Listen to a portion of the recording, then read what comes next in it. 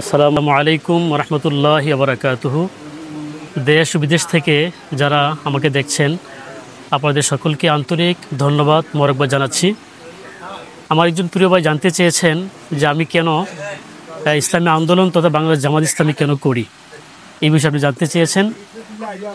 তো প্রথমে আমি যে জিনিসটা বলতে চাই সেটা হচ্ছে, আমি একজন মুসলিম হিসাবে, আমি একজন ইমানদার হিসাবে আমি যে কালেমা পাঠ করেছি সেই কালেমাটি হচ্ছে একটি গুরুত্বপূর্ণ কালেমা, যে কালেমা তাইয়্যিবা লা ইলাহা ইল্লাল্লাহু মুহাম্মাদুর রাসূলুল্লাহ সাল্লাল্লাহু আলাইহি ওয়াসাল্লাম।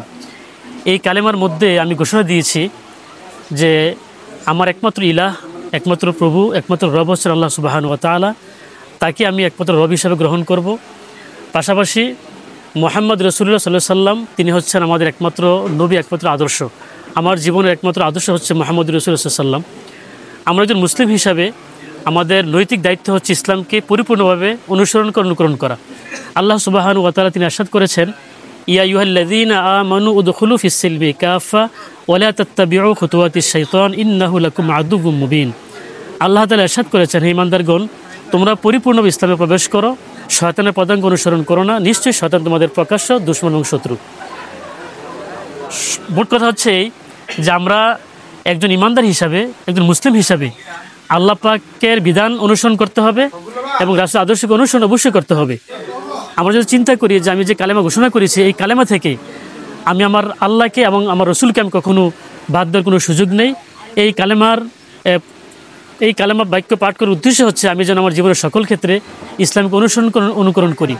একজন মানুষ যেভাবে নামাজের ক্ষেত্রে, রোজার ক্ষেত্রে, হজের ক্ষেত্রে, জাকাতের ক্ষেত্রে আল্লাহকে অনুসরণ করে, ঠিক তেমনিভাবে তার অর্থনীতি, তার সমাজনীতি, রাজনীতি, যুদ্ধনীতি, চুক্তিনীতি, একজন ব্যক্তির জীবনে যত শাখা প্রশাখা রয়েছে প্রত্যেকটি ক্ষেত্রেই তাকে ইসলাম অনুসরণ করতে হবে।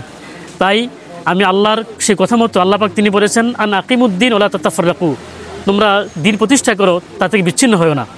ইসলামকে পরিপূর্ণ মানতে গেলে আমাকে অবশ্যই ইসলামে আন্দোলন করতে হবে, একটি সংগঠনের অধীনে সংঘবদ্ধ হয়ে আমাকে কাজ করতে হবে।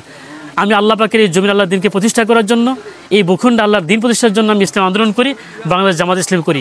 এই জামাত ইসলাম করার মধ্য দিয়েই দুনিয়ার শান্তি এবং পরকালের মুক্তি নিষেধ হবে, এই প্রত্যাশা আমি ব্যক্ত করছি। আল্লাহ তাআলা বলেছেন, ইন্নাদ-দীনা ইনদাল্লাহিল ইসলাম, নিশ্চয় ইসলাম হচ্ছে আল্লাহ পাকের নিকট মনোনীত জীবন ব্যবস্থা। Islam is the complete code of life. সুপ্রিয় দর্শক মণ্ডলী, আমি আপনাদেরকে যে কথাটা বলতে চাই, যদি আমরা ইমানের দাবিকে পরিপূর্ণভাবে আমরা পালন করতে চাই, তো অবশ্যই একজন মুসলিম হিসেবে আমাকে, আপনাকে, সকলকেই আমাদেরকে পরিপূর্ণ ইসলামকে মানতে হবে। আর ইসলামকে মানার ক্ষেত্রেই আমি যেন নামাজ রোজা যেভাবে আল্লাহর হুকুম অনুযায়ী করি, ঠিক তেমনিভাবেই আমার রাজনীতি আমি সেই আল্লাহর হুকুমই করতে হবে। এজন্য আমি বাংলাদেশ জামাত ইসলামী করি এবং এটা আমি ইমানের দাবি মনে করি। ধন্যবাদ।